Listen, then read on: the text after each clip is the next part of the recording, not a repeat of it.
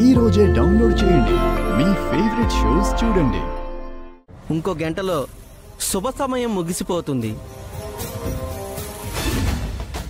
ఈ సమయంలో నీ మీద భారం వేయటం తప్ప నాకు వేరే దారే లేదు. నాకేదైనా దారి చూపించు. నా చెల్లికిచ్చిన మాట నిలబెట్టుకునే అవకాశం కల్పించు. రేయ్, మేడం మెసేజ్ పెట్టింది. ఆ వెంకీగాడికి ఈ అడ్రస్ తెలిసిపోయిందంట. వెంటనే ఈ బాబుని అమ్మవారి గుడికి తీసుకుపోవాలంట.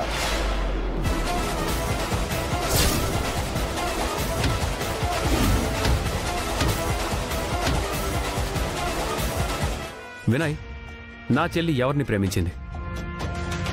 నన్నే. నా చెల్లి నిన్ను మోసం చేసి పెళ్లి చేసుకుందా? అలాంటి పని తన ప్రాణం పోయినా చేయదు బావా.